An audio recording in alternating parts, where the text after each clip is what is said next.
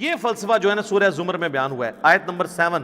سر یہ 7 نمبر آیت تو آپ سارے اپنے قریبی لوگوں کو سنائیں، اپنے آفیسز میں سنائیں، اپنے دوستوں کو، گھر والوں کو۔ ان تکفروا فإن اللہ غنی عنکم۔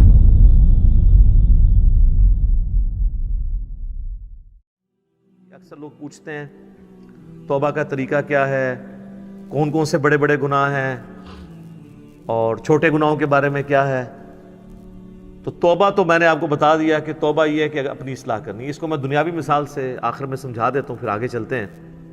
مجھے بتائیں، جس شخص کی زندگی میں ایک دفعہ، بالکل پہلی دفعہ، کسی گرم استری سے ہاتھ جل جائے، دوسری دفعہ وہ ٹھنڈی کو بھی لگاتے ہوئے ڈرے گا نا کہ ہو سکتا ہے تھوڑی دیر پہلے کوئی استری نہ کر گیا ہوئے۔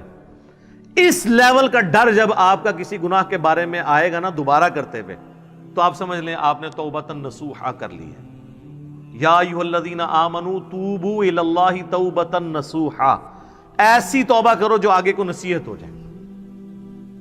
اور اگر ایسا نہیں ہے تو بس پھر ٹھیک ہے، ایک خیال ہے، اس کو آپ کے ویژول تھنکنگز کو لے کے آپ چلیں اور کبھی آپ شیطان کے اوپر ڈال دیں۔ میں تو یہ چیلنج کرتا ہوں بار بار کہ اگر گورنمنٹ آف پاکستان یہ اناؤنسمنٹ کرے کہ جو شخص فجر کی نماز اپنے محلے کی مسجد کی پہلی صف میں ادا کرے تو فی فجر 1 لاکھ روپیہ، دوسری صف والے کو 50,000، تیسری والے کو 25,000۔ تو دنیا کے سارے شیاطین مل کے دنیا کے سب سے بڑے بے نمازی کی بھی فجر نہیں چھڑوا سکتے۔ ہاں کر کے دیکھ لیں، اگر آپ کو ہے نا ایسی آنکھ ہی نہیں کھلتی، وہ جی انہوں ہوش ہی نہیں ہوندی۔ ہم نے ان لوگوں کو بھی اپنے آفس میں دیکھا ہے کہ جن کو ہوش ہی نہیں ہوتی تھی، لیکن جب انہوں نے کبھی کسی آفیشیل ٹور پہ دوسرے ملک جانا ہوتا تھا تو اللہ کے فضل سے وہ تہجد کے وقت اٹھے ہوتے تھے۔ تو یہ سب کے سب بہانے ہیں۔ پھر کہتے ہیں دعا کریں توفیق مل جائے۔ آج تک ہمیں کسی نے نہیں کہا کہ دعا کریں، ارادہ ہے گھر جا کے رات کا کھانا کھانا ہے توفیق مل جائے، نہیں، وہ کھانا ہوتا ہے۔ آج تک کسی نے ٹوائلٹ جانے سے پہلے کہا جی دعا کریں، مطلب ایک بڑا مشکل کام میں کرنے جا رہا ہوں، ہے تو مشکل کام ہے سر، پیشاب بند ہو جائے تو نہیں کھلتا، آپریشن ہوتا ہے، تو مہربانی کریں ذرا دعا کریں کہ اللہ تعالیٰ عزت سے یہ پیشاب میرا نکلوا دے، نہیں، وہ ارادہ ہوتا ہے۔ سارے کی ساری یہ دعائیں توفیقیں نیک اعمال کے بارے میں، کیونکہ وہ کرنے نہیں ہوتے۔ یہ بات ہے سر، جو ہم نے سر کام کرنا ہوتا ہے نا، آج تک کبھی ہوا ہے کہ کوئی شخص ہمارے باوجداد میں بھی رپورٹ ہوا ہو، کوئی شخص مسجد میں نماز کے لیے گیا ہو تو شیطان دروازے پہ آ کے فزیکلی کھڑا ہو جائے، آج تنوں میں مسجد ہی نہیں وڑن دینا، نہیں۔ اور یہ بھی نہیں ہوگا کہ اذان ہو اور آپ کے پاؤں آٹومیٹکلی مسجد کی طرف چل پڑے، یہ بھی نہیں ہوگا، ورنہ تو جنت اور جہنم کا کنسپٹ ختم ہو جائے گا۔ یہاں اللہ نے اختیار دے دیا، انا ہدیناہ السبیل اما شاکرا و اما کفورا، ہم نے تو ہدایت کا راستہ واضح کر دیا ہے، چاہو تو شکر گزاری کی روش اختیار کرو، خواہ نہ شکری کی۔ اچھا، لیکن اس سے یہ بات نہ سمجھ لیجئے گا کہ اللہ کو کوئی پرواہ نہیں ہے، ٹھیک ہے وہ گناہگاروں کو بھی بخش دے گا، مجرمین کو بھی بخش دے گا، اور نیکوکاروں کو تو اس نے بخشنا ہے، نہ، اس طرح نہیں ہے۔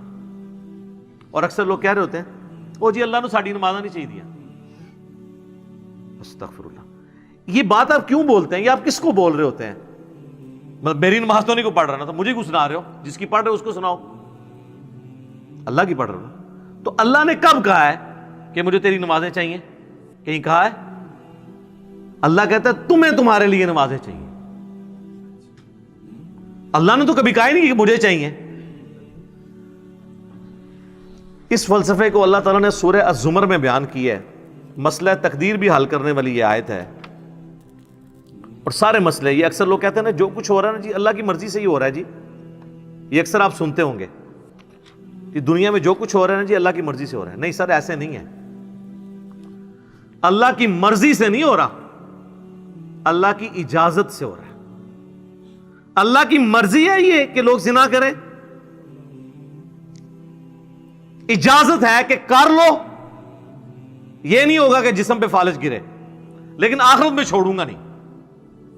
شراب پینی ہے پی لو، چمڑی اتار دوں گا آخرت میں، یہ نہیں ہوگا کہ شراب کی بوتل پکڑو تو ہاتھ پہ فالج گر پڑے، ایسے نہیں ہوگا، اجازت ہے، نیکی کرنی ہے کرو، برائی کرنی ہے کرو، مرضی نہیں ہے، مرضی یہی ہے کہ پیغمبروں کا راستہ اختیار کرو۔ یہ فلسفہ جو ہے نا سورہ زمر میں بیان ہوا ہے، آیت نمبر 7۔ سر یہ 7 نمبر آیت تو آپ سارے اپنے قریبی لوگوں کو سنائیں، اپنے آفیسز میں سنائیں، اپنے دوستوں کو، گھر والوں کو۔ ان تکفروا فإن اللہ غنی عنکم، دیکھو اگر تم اللہ کا کفر کرو گے، ناشکری کی زندگی گزارو گے، تو یاد رکھنا اللہ بے پرواہ ہے، اللہ کو کوئی فرق نہیں پڑے گا۔ لیکن اس کا یہ مطلب بھی نہیں ہے کہ اللہ کو نہیں فرق پڑا تو اللہ تعالیٰ چھوڑ دے گا، نہیں۔ وَلَا يَرْضَى لِعِبَادِهِ الْكُفْرِ، لیکن میں کبھی راضی نہیں ہوں اس بات پہ کہ کوئی میری ناشکری کرے، میری نافرمانی کرے، میرا کفر کرے۔ وَإِن تَشْكُرُوا يَرْضَهُ لَكُمْ، اور اگر تم شکر گزاری کی روش اختیار کرو گے، یعنی اللہ کے تابع فرمان رہو گے، تو یہ اللہ تعالیٰ تم سے پسند کرتا ہے۔ وَلَا تَزِرُ وَازِرَةٌ وِزْرَ أُخْرَى، کوئی جان دوسری جان کا بوجھ نہیں اٹھائے گی، ہر شخص نے اپنے اعمال کا جواب دہ خود ہونا ہے۔ ثم الى ربکم مرجعکم، اس کے بعد تمہیں لوٹ کر تمہارے رب کی طرف جانا ہے۔ فینبئکم بما کنتم تعملون، پھر وہ تمہیں خبر دے دے گا جو کچھ تم دنیا میں اعمال کیا کرتے تھے۔ انہ علیم بذات الصدور، بے شک وہ تو سینوں کے چھپے ہوئے رازوں کو بھی جاننے والا ہے۔ اللہ اکبر، یار اللہ سے کون بھاگ سکتا ہے؟ میرے بھائی آپ اپنی داڑھیوں سے، پگڑیوں سے، نمازوں سے، تسبیحوں سے دنیا کو دھوکہ دے سکتے ہیں، قانون کو چکمہ دے سکتے ہیں، اللہ سے بھاگ کے کہاں جائیں گے؟ اللہ تو اتنا باریک بین ہے کہ جن لوگوں کی نماز، حج، زکوٰۃ بھی لکھے ہوں گے نا قیامت والے دن، فرشتوں نے نیکیوں کے ڈھیر لگائے ہوں گے، اللہ 0 سے ملٹیپلائی کر دے گا۔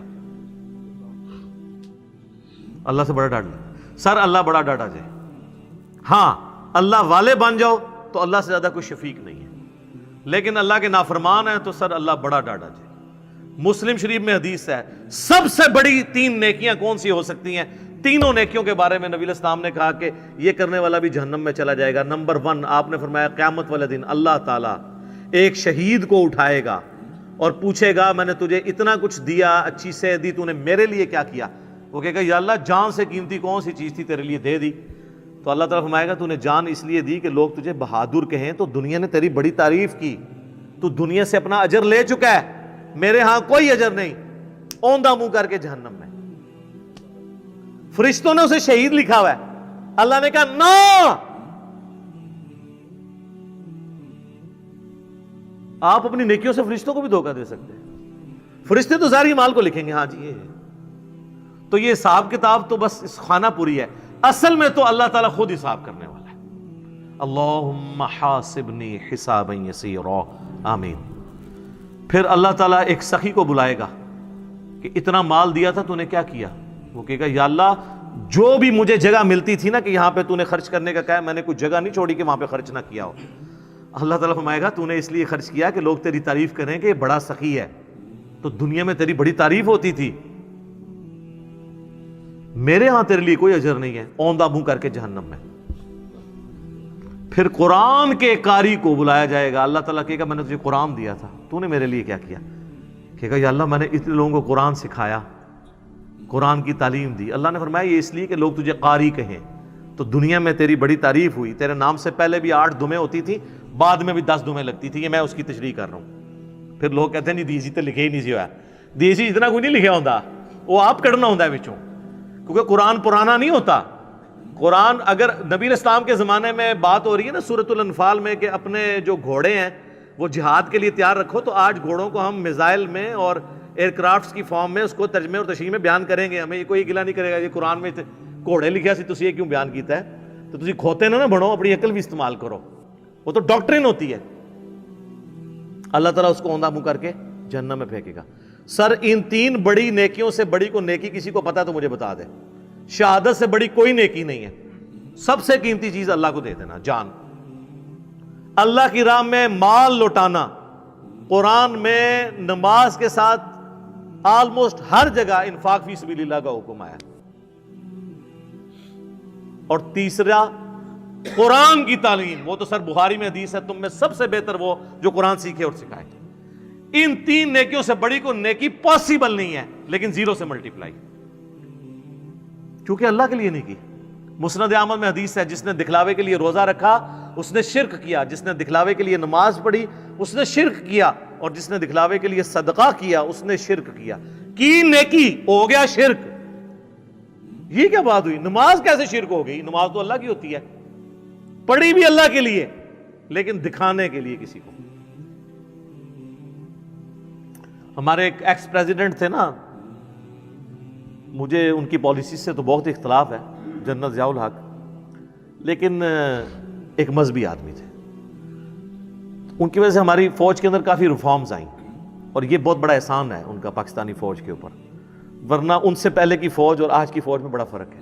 اب آپ کو مذہب کا رنگ غالب نظر آئے گا ہماری فوج کے اندر. اور جب فوج سے لوگ ریٹائر ہوتے ہیں تو میں تو سب سے زیادہ باقی اداروں کی نسبت ان لوگوں کو دیکھا ہے کہ پریکٹسنگ مسلمان ہیں، کیونکہ موت کو بڑا قریب سے دیکھ لیتے ہیں نا، تو بڑے بڑے لوگوں کی عقل ٹھکانے ہو جاتی ہے. جب اپنے ساتھ آپ شہداء کی لاشیں اٹھاتے ہیں بارڈرز کے اوپر، تو بس انسان کو نظر آتی ہے یار کل تو یہ میرے ساتھ روٹی کھا رہا تھا، آج میں اس کے جسم کے لوتھڑے سمیٹ رہا ہوں. تو سر بڑے بڑے لوگوں کا قبلہ درست ہو جاتا ہے.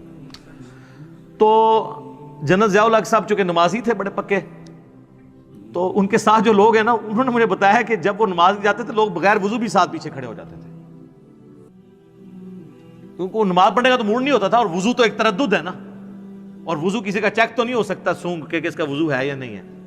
تو وہ اس پر ٹوٹل پورے، جس طرح ہمارے یہاں پہ کئی پولیٹیکل لیڈرز کے لوگ جنازے پڑھنے کے لیے صحافی بھی آئے ہوتے ہیں، اگر آپ ان سے نماز سنیں نماز بھی نہیں آتی اور جنازہ پڑھنے کے لیے آئے ہوتے ہیں، ادھر سوٹیں لگا رہے ہوتے ہیں، ادھر میسیج دیکھ رہے ہوتے ہیں، ساتھ ہی جنازے کی اناؤنسمنٹ، جنازہ پڑھا، نہ ان کو دعا آتی نہ وضو کیا ہوتا ہے، الا ماشاء اللہ. یعنی یہ نا آپ کہ میں ساروں کے لیے بات کر رہا ہوں. تو وہ ساری اس طرح کی جو نمازیں پڑھ رہے ہوتے ہیں وہ تو دکھلاوے کی ہو رہی ہوتی ہے نا، اللہ کے لیے تو ہو نہیں رہی ہوتی ہیں. تو استغفر اللہ الذی لا الہ الا ہو الحی القیوم واتوب الیہ من کل ذنب واتوب الیہ. آمین ثم آمین.